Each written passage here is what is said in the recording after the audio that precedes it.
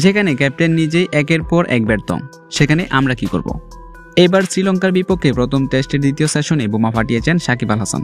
তো সম্মানিত ভিউয়ার্স, বিস্তারিত জানুন পুরো ভিডিও জুড়ে। তৃতীয় দিনের প্রথম সেশনে ব্যাটিং বিপর্যয়ে পড়েছিল বাংলাদেশ। লঙ্কানদের বিছানো জালে পা দিয়েছেন বাংলাদেশি ব্যাটাররা। সেই বিপর্যয় কিছুটা সময় সামাল দিয়েছিলেন সাকিব আল হাসান এবং মুমিনুল হক। এমনিতেই পাহাড় সম রান করেছে শ্রীলঙ্কা। ফলো অন এড়াতেও দরকার আছে অনেক রান, তবে প্রথম সেশনের ব্যাটিং দেখে তাই মনে হচ্ছে। তাইজুল ও জাকির মিলে দিনের শুরুটা ভালো করেন। ব্যাট হাতে 50 তুলে নেন ওপেনার জাকির।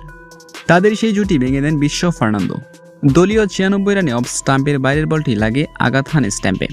ফলে শেষ হয়ে যায় জাকিরের 104 বলে 54 রানের ইনিংস। দায়িত্ব নিতে ব্যর্থ হয়েছেন বাংলাদেশের অধিনায়ক নাজমুল হোসেন শান্ত। দলীয় 101 রানে প্রমাদ জয়সূরিয়ার বলটি শর্ট মিডে টেলে দেন শান্ত। সেখানেই ফাঁদ ফালানো হয়েছিল তার জন্য। শর্ট মিডে ফিল্ডার ছিলেন দিমুথ কারুনারত্নে। তার হাতে ক্যাচ দিয়ে মাত্র 1 রান করে আউট হন শান্ত। তার বিদায়ের পর দ্রুত আউট হয়ে যান তাইজুল। বিশ্ব ফার্নান্দোর বলে অফস্টান ভেঙে যায় তার। লাঞ্চ বিরতির আগে দলের বিপর্যয় বাড়ায়নি সাকিব ও মুমিনুল, কিন্তু লাঞ্চের পরে সাকিব আল হাসান আউট হয়ে যান।